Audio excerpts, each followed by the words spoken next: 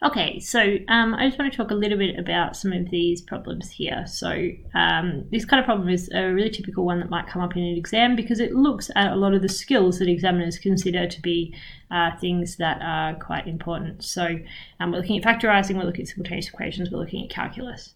So the first thing is we're considering the function f of x equals x squared minus 4x plus 7. Now, I always, even if you're not told to, I always draw a picture of what my function is going to basically look like, because this helps me think through I'm a very visual person, so this helps me think through whether my answers are logical or not. And that's always the thing that I ask myself when I answer a question. So the first thing is we're asked to find the gradient function f dash of x. So simple derivative, nice and easy. We're going to take f dash of x equals negative 2x, again bringing that power down to the front, decreasing it by 1, plus 4. The second part is where we start getting a little bit trickier. So we're hence finding the gradient of the function f of x at the x-intercepts.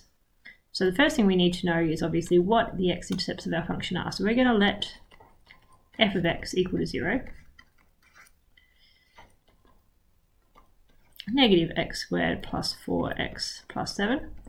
First thing we're going to do is divide by negative 1, and that's going to allow us to remove that negative, makes it look a little bit nicer, a bit easier to solve, and we get x squared minus 4x minus 7.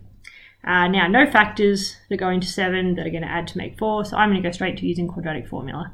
So I know that with my quadratic formula I'm going to have negative b, so 4 plus or minus square root of 16 minus 4 times 1 times negative 7 over 2a, or 2 times 1.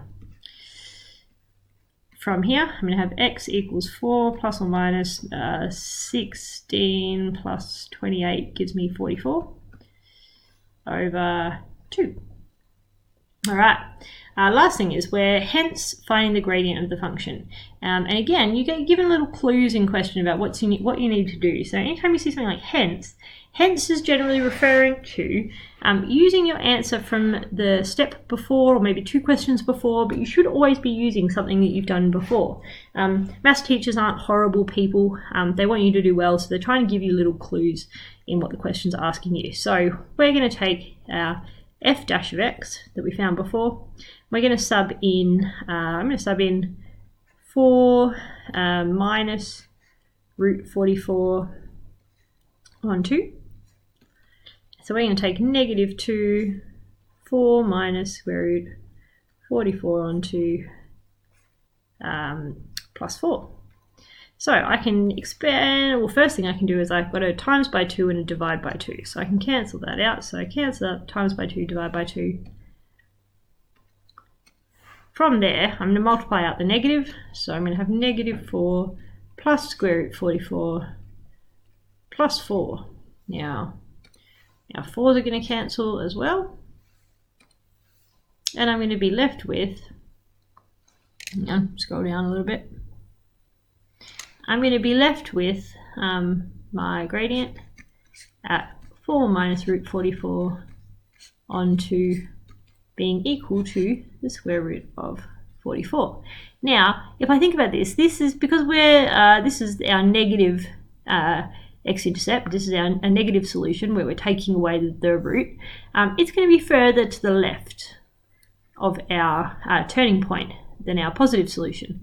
So we should expect here that our gradient is going to be positive because that part of our function is increasing. So again, that gives you a really nice indication of what that we're probably on the right track because we have a positive gradient here. We're not really too fussed about what that number is.